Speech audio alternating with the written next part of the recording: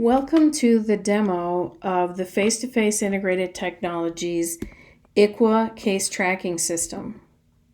The first thing that I'm going to do is log in as a caseworker so I can show you how our system navigates. As I log in as a caseworker, you can see my name and my title and all of the cases that have been assigned to me. I have searching capabilities to look for a case, not only my own, but I can search for others. And I also have a set of tasks that are waiting for me to complete. I have an area here for alerts if there was something coming up, such as a court date, to get my attention. And I have a simple set of reports available on the far right-hand side. I want to focus today on demoing a case that we've built within the ICWA framework. All of our system navigates within the framework of 4 phases of case management. For ICWA, how these families are known to you is from an ICWA inquiry or a request for services from a family member. The ICWA inquiry is a legal jurisdiction reaching out to the tribe, and a request for services would be when a family member contacts the tribe, a grandmother, grandfather, aunties, uncles who come in to talk about a case that they know is open in the local area or anywhere across the United States and are seeking your help. We wanted to track that effort because we know that with the tribes that we've been working with for many years, that there's resources that is put to listening to people's stories and then reaching out to the jurisdictions.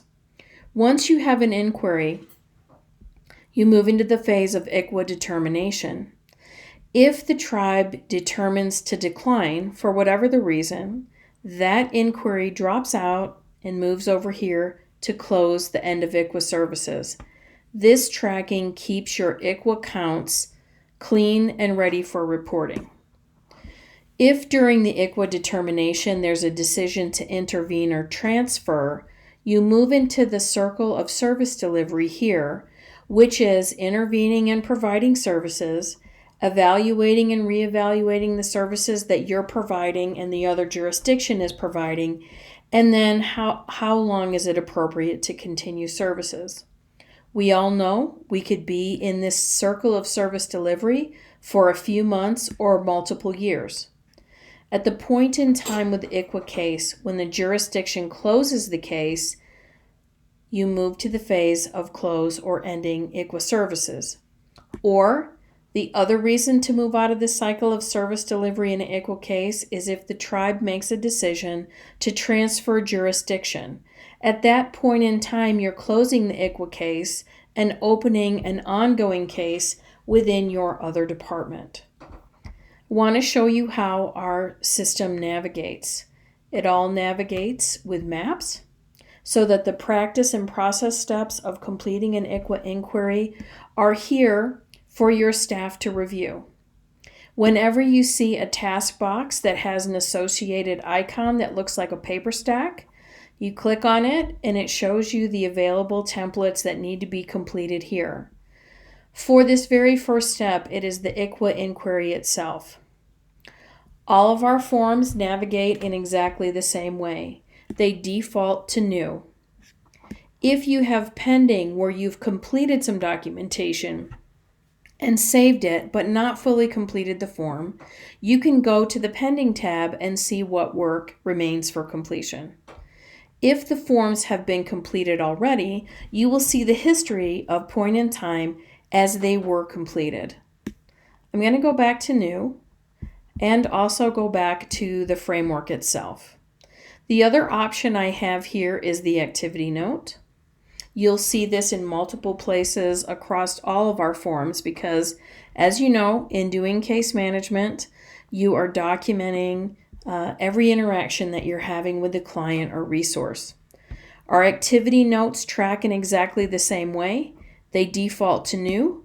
There are pending for activity notes that have been completed partially and need additional work, or there's a historical view of fully completed notes.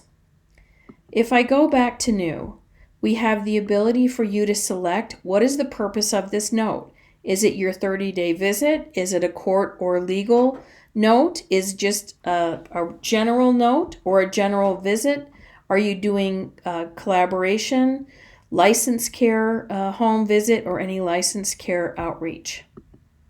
You select if you're meeting with the client themselves, a resource family, or a collateral. If there's more than one case participant, and with ICWA cases there normally is not, it is one child in one case, you select the case participant. If you had collaterals for the other social workers that you're working with in a jurisdiction or other attorneys or GAL, you would enter them here. Then you scroll down and type your note. I will go here and show you a completed note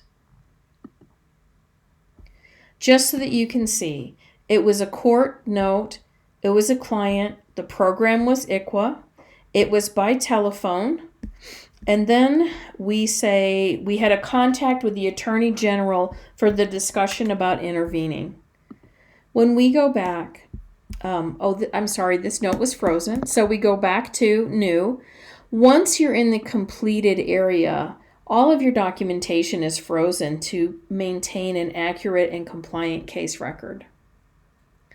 If I go back to my dashboard, just to show you the different ways we can navigate, and then to the framework, I could have selected the back button, or when I complete a form, it will also allow me, as soon as I complete it, it will pop me back into the map. So let me show you here the ICWA determination. As you know, we all have 3 choices to make. Are we declining, intervening, or transfer? Each one of these legs leads you along the path of what needs to happen. If you're declining, you prepare the information, you document and send the requesting court the ICWA response forms, and at that point it ends. The same steps follow through as what is required for intervene or transfer. If I go back and show you, my apologies, let me pop in here to the ICWA determination form. Here is the information that's required to document. And you have all the options that you have in your normal paperwork here. The tribal enrollment determination, what is the primary permanency goal, where is the child placed, is this a jurisdictional transfer, did the mother and father petition, did they object, what were the reasons for removal in the original jurisdiction, what are the caretaker risk factors, and then what was the ICWA determination to decline, intervene, or transfer. The other thing that I'd like to show you, if I just go back, close out the forms, and show you that in our framework, there's only 2 ways to get to the form that you'd like to fill out, either through the process map that takes you through your practice steps, or just as if you were sitting at your desk, you can click on this file folder and it shows you the 3 possible forms that you would use during the ICWA determination. An activity note, the determination itself, or if you needed to attach any documents. The same is true for each area. We have the service plan here, and then the end of service. You might have a referral for them. You would have activity notes and the ICWA end of service form. At any time, I can easily go back to my dashboard, and if I was a caseworker and I wanted to follow up with a form that I hadn't completed, I could go to my task list and click on it, and it would take me to the form that required my work here with Susan Littleshell.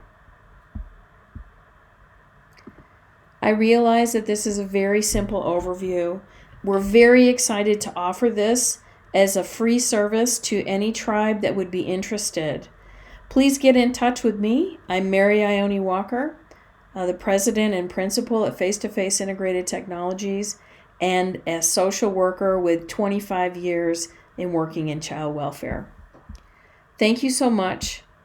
We look forward to talking with you.